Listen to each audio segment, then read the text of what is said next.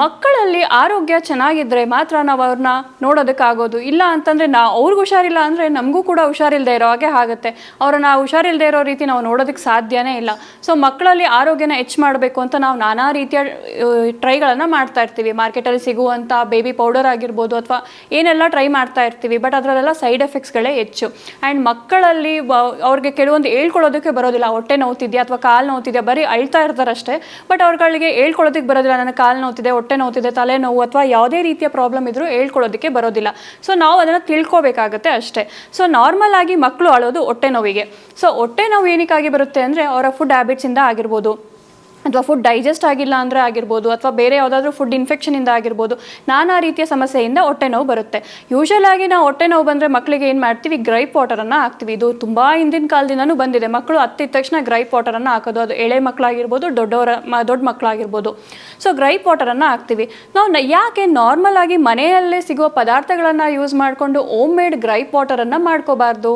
So ಹೌದು, ಇವತ್ತು ಕಂಪ್ಲೀಟಾಗಿ ನಾನಿವತ್ತು ಹೋಮ್ ಮೇಡ್ ಗ್ರೈಪ್ ವಾಟರನ್ನು ಮನೆಯಲ್ಲಿ ಹೇಗೆ ಮಾಡ್ಬೋದು ಅಂತ ನಾನು ಇವತ್ತು ತಿಳಿಸ್ಕೊಡ್ತೀನಿ. ಸೊ ಓಮಿನ ಕಾಳು ನಿಮ್ಮೆಲ್ಲರಿಗೂ ಗೊತ್ತೇ ಇದೆ. ಇದು ನ್ಯಾಚುರಲ್ ಆಗಿ ಡೈಜೆಷನ್ಗೆ ತುಂಬಾ ಹೆಲ್ಪ್ ಮಾಡುತ್ತೆ. ಆ್ಯಂಡ್ ಮೌತ್ ಫ್ರೆಶ್ನರ್ ಆಗಿ ಕೂಡ ಹೆಲ್ಪ್ ಮಾಡುತ್ತೆ. ಆ್ಯಂಡ್ ಇದು ಸ್ಮೆಲ್ಲು ಕೂಡ ತುಂಬ ಚೆನ್ನಾಗಿರುತ್ತೆ. ಆ್ಯಂಡ್ ಇದು ನಿಮ್ಮ ಮಕ್ಕಳಲ್ಲಿ ಹಸಿವನ್ನು ಹೆಚ್ಚು ಮಾಡೋದಕ್ಕೆ ಓಮಿನ ಕಾಳು ತುಂಬಾ ಯೂಸ್ ಆಗುತ್ತೆ. ಆ್ಯಂಡ್ ಮಕ್ಕಳು ಹಸಿವಾಗದೆ ಊಟ ಮಾಡೋದಕ್ಕೆ ಹೋಗೋದಿಲ್ಲ. ಆ್ಯಂಡ್ ನಾವು ಮಾಡೋ ಮಿಸ್ಟೇಕ್ ಏನಂದರೆ ಬ್ಯಾಕ್ ಟು ಬ್ಯಾಕ್ ಮಕ್ಕಳಿಗೆ ಫೀಡ್ ಮಾಡ್ತಾ ಇರೋದು. ಸೊ ಈಗ ತಾನೇ ತಿಂಡಿ ಕೊಟ್ಟಿದ್ದೀವಿ, 2 hours ಬಿಟ್ಟು ಮತ್ತೆ ಅದು ತಿನ್ನು ಅಂತ ಹಿಂಸೆ ಮಾಡ್ತಾನೆ ಇರ್ತೀವಿ. ಸೊ ಒಂದಷ್ಟು ಗ್ಯಾಪ್ಗಳನ್ನು ಕೊಡಬೇಕಾಗತ್ತೆ. ಸ್ವಲ್ಪ ಗ್ಯಾಪ್ ಕೊಟ್ಟರೆ ಮಕ್ಕಳು ಅವರೇ ನ್ಯಾಚುರಲ್ ಆಗಿ ಅವ್ರಿಗೆ ಹಸಿವಾಗಬೇಕು. ಸೊ ಆ ಹಸಿವನ್ನು ಆಗೋ ಹಾಗೆ ಈ ಆಪಿಟೈಸರ್ ಅಂತ ಏನು ಹೇಳ್ತೀವಿ, ಹಸಿವನ್ನು ಹೆಚ್ಚು ಮಾಡೋದು ಮಕ್ಕಳಲ್ಲಿ, ಅದನ್ನು ಈ ಓಮಿನ ಕಾಳು ಮಾಡುತ್ತೆ. ನೆಕ್ಸ್ಟ್ ನಾವು ಬಳಸ್ತಾ ಇರೋದು ಜೀರಿಗೆ. ನಾರ್ಮಲ್ ಆಗಿ ನಾವು ದೊಡ್ಡವರು ಅಷ್ಟೇ, ಯಾರೇ ಆದರೂ ಅಷ್ಟೇ, ಅದನ್ನು ಹಾಗೆ ಅಗದು ತಿಂದರೂ ಅಷ್ಟೇ, ಅದ್ರ ನೀರು ಕುಡಿದ್ರು ಅಷ್ಟೇ ಡೈಜೆಷನ್ಗೆ ಹೆಲ್ಪ್ ಆಗುತ್ತೆ. ಮತ್ತು ಕಾನ್ಸ್ಟಿಪೇಷನ್ ಪ್ರಾಬ್ಲಮ್ ಇದ್ರೂ ಅದನ್ನು ಕೂಡ ಹೋಗ್ಲಾಡ್ಸುತ್ತೆ. ಪೀರಿಯಡ್ಸ್ ಪೇಯ್ನ್ ಇದ್ರೂ ಕೂಡ ಅದನ್ನು ಹೋಗ್ಲಾಡ್ಸುತ್ತೆ. ಯಾವುದೇ ರೀತಿಯ ಹೊಟ್ಟೆ ಸಂಬಂಧಿತ ಕಾಯಿಲೆ ಇದ್ದರೆ ಅದನ್ನು ಹೋಗ್ಲಾಡ್ಸೋದಕ್ಕೆ ಜೀರಿಗೆ ತುಂಬಾ ಹೆಲ್ಪ್ಫುಲ್ಲು. ಆ್ಯಂಡ್ ನೆಕ್ಸ್ಟ್ ನಾನು ಬಳಸ್ತಾ ಇರೋದು ಶುಂಠಿ ಪೌಡರ್. ಒಣ ಶುಂಠಿ ಆಗಿರ್ಬೋದು, ಅದನ್ನು ತೊಗೋಬೋದು, ಅಥವಾ ಶುಂಠಿ ಪೌಡರನ್ನು ಯೂಸ್ ಮಾಡ್ಬೋದು. ಶುಂಠಿ ನಿಮ್ಮೆಲ್ಲರಿಗೂ ಗೊತ್ತಿರೋ ಹಾಗೆ ಮೆಡಿಸಿನಲ್ ಪ್ರಾಪರ್ಟೀಸ್ ಹೆಚ್ಚಾಗಿ ಇದೆ. ಆ್ಯಂಡ್ ಯಾವುದೇ ರೀತಿಯ ಹಿಂಸೆ ಆಗ್ತಾ ಇದ್ದರೆ, ತುಂಬ ತಲೆ ಸುತ್ತು ಬರ್ತಾ ಇರೋದು, ಅಥವಾ ತಲೆ ನೋವು ಇರೋದು, ಆ್ಯಂಡ್ ವಾಮಿಟ್ ಮಾಡ್ತಾ ಇರೋದು, ಮಕ್ಕಳು ವಾಮಿಟ್ ಮಾಡ್ತಾ ಇರ್ತಾರೆ, ಅಥವಾ ಹೊಟ್ಟೆ ನೋವು ಅಳ್ತಾ ಇದ್ದರೆ, ಯಾವುದೇ ರೀತಿ ಇದ್ರೂ ಕೂಡ ಒಂದೇ ಸೊಲ್ಯೂಷನ್ ಅಂತ ಹೇಳ್ಬೋದು, ಶುಂಠಿ. ಸೊ ಈ ಸಿಂಪಲ್ ಆದ 3 ಇಂಗ್ರೀಡಿಯೆಂಟ್ಸನ್ನು ಯೂಸ್ ಮಾಡಿಕೊಂಡು ಹೇಗೆ ಹೋಮ್ ಮೇಡ್ ಗ್ರೈಪ್ ವಾಟರ್ ಮಾಡೋದು ಅಂತ ತೋರಿಸ್ಕೊಡ್ತೀನಿ, ಬನ್ನಿ. ಹೋಮ್ ಮೇಡ್ ಗ್ರೈಪ್ ವಾಟರ್ ಮಾಡೋದಕ್ಕೆ ಮೊದಲು ನಾನು ಮಿಕ್ಸಿಯಲ್ಲಿ ಓಮಿನ ಕಾಳು, ಅಜ್ವೈನ್ ಅಂತ ಏನು ಹೇಳ್ತೀವಿ, ಅದನ್ನು ಹಾಕೊಳ್ತಾ ಇದ್ದೀನಿ. ಆ್ಯಂಡ್ ಈ ಪೌಡರ್ನ ನೀವು ಒಂದು ಸತಿ ಮಾಡಿಟ್ಕೊಂಡ್ರೆ ಸಾಕು. ನೀವು ಯಾವಾಗ ಬೇಕಾದರೂ ಅದನ್ನು ಬಳಸ್ಕೋಬೋದು. ಪ್ರತಿನಿತ್ಯ ಬಳಸೋದಕ್ಕೂ ನೀವು ಯೂಸ್ ಮಾಡ್ಬೋದು. ಸೊ ನಾನು ಜಾಸ್ತಿ ಕ್ವಾಂಟಿಟಿಯಲ್ಲೇ ಮಾಡ್ತಾ ಇದ್ದೀನಿ. ತಕ್ಷಣಕ್ಕೆ ಒಂದು ಸತಿಗಲ್ಲ. ನೆಕ್ಸ್ಟ್ ನಾನು ಬಳಸ್ತಾ ಇರೋದು ಜೀರಿಗೆ. ಪದೇ ಮಾಡಬೇಕು ಅಂತಂದ್ರೂ ಹಿಂಸೆ ಆಗುತ್ತೆ. ಸೊ ಒಂದು ಸತಿ ನೀವು ಪೌಡರನ್ನು ಮಾಡಿಟ್ಕೊಂಡು ಅವಾಗವಾಗ ನೀವು ಅವರಿಗೆ ಮಾಡಿಕೊಡ್ತಾ ಇರ್ಬೋದು. ಆ್ಯಂಡ್ ನೆಕ್ಸ್ಟ್ ನಾನು ಬಳಸ್ತಾ ಇರೋದು ಶುಂಠಿ ಪೌಡರ್. ಸೊ ಸ್ವಲ್ಪ ಸಾಕು, ಯಾಕಂದರೆ ಶುಂಠಿಯಲ್ಲಿ ಖಾರ ಇರುತ್ತೆ.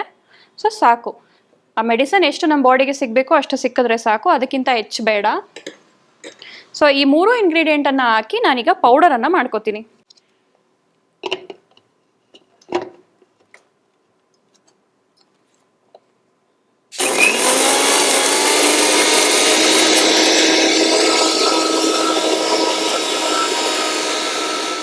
ಪೌಡರ್ ಆಗಿದೆ. ಈಗ ಇದನ್ನು ನಾವಿವಾಗ ಒಂದು ಗ್ಲಾಸ್ ಕಂಟೈನರ್ಗೆ ನಾವು ಟ್ರಾನ್ಸ್ಫರ್ ಮಾಡ್ಕೋಬೋದು.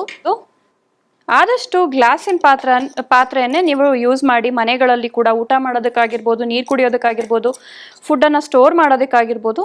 ಸೊ ಆದಷ್ಟು ಗಾಜಿನ ಪಾತ್ರೆಗಳನ್ನೇ ಯೂಸ್ ಮಾಡಿ. ಸೊ ಈ ರೀತಿ ಬರುತ್ತೆ ಪೌಡರ್ ನಿಮಗೆ. ಈಗ ಈ ಪೌಡರನ್ನು ನಾವು 1 ಗ್ಲಾಸ್ ನೀರಿಗೆ ಹಾಕಿ ಚೆನ್ನಾಗಿ ಕುದಿಸ್ಕೊಳ್ಬೇಕಾಗುತ್ತೆ. 1 ಗ್ಲಾಸ್ ಇರೋ ನೀರು ಅರ್ಧ ಗ್ಲಾಸ್ ಆಗೋ ತನಕ ಚೆನ್ನಾಗಿ ಕುದಿಸ್ಕೋಬೇಕು. ಅದು ಕುದ್ದಿರೋ ನೀರನ್ನು ಆಮೇಲೆ ಫಿಲ್ಟರ್ ಮಾಡಿ ಆ ನೀರನ್ನು ಕೂಡ ನೀವು 15 ದಿನಗಳ ಕಾಲ ಫ್ರಿಜ್ಜಲ್ಲಿ ಇಟ್ಟು ಸ್ಟೋರ್ ಮಾಡಿ ಯೂಸ್ ಮಾಡ್ಕೋಬೋದು. ಸೊ ಆ ನೀರು ಕೂಡ ಏನು ಪ್ರಾಬ್ಲಮ್ ಇಲ್ಲ. ಈಗ ಈ ಪೌಡರ್ ಆಗಿದೆ. ಈಗ ಆ ನೀರನ್ನು ಮಾಡ್ಕೊಳ್ಳೋಣ. ಸೊ ಈಗ 1 ಗ್ಲಾಸ್ ನೀರನ್ನು ನಾವಿವಾಗ ಬಿಸಿ ಮಾಡ್ಕೊಳ್ಳೋಣ. ಸೊ ನೀವು ಡೈಲಿ ಕೊಡ್ತೀರಾ ಅಂದರೆ 1 ಗ್ಲಾಸ್ ನೀರು ಯೂಸ್ ಮಾಡ್ಕೊಳ್ಳಿ. ಸೊ ಡೈಲಿ 15 ದಿನದವರೆಗೂ ಇದು ನೀರು ಯೂಸ್ ಆಗುತ್ತೆ. ಸೊ ಈಗ ನೀರು ಕುದೀತಾ ಇದೆ. ಇದಕ್ಕೆ ನಾವು ಒಂದು ಸ್ವಲ್ಪ 1/4 ಚಮಚದಷ್ಟು ಈ ಪೌಡರನ್ನು ಆ್ಯಡ್ ಮಾಡ್ಕೊಳ್ಳೋಣ. ನಾನು ಆಗಲೇ ಹೇಳಿದೆ, 1 ಗ್ಲಾಸ್ ಇರೋ ನೀರು ಅರ್ಧ ಗ್ಲಾಸಿಗೆ ಬರಬೇಕು. ಅಲ್ಲಿ ತನಕ ಇದನ್ನು ಚೆನ್ನಾಗಿ ಕುದಿಸ್ಬೇಕಾಗತ್ತೆ.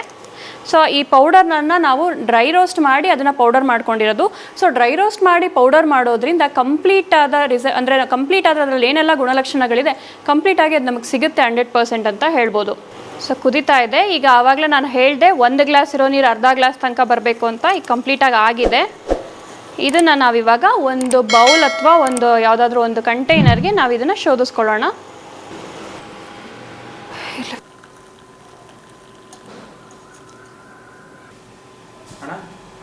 ಸೊ ನೋಡಿ, ಈಗ ಫಿಲ್ಟರ್ ಮಾಡಾಗಿದೆ. ಇದು ಓಮ್ ಮೇಡ್ ಗ್ರೈಪ್ ವಾಟರ್ ಅಂತಲೇ ಹೇಳ್ಬೋದು.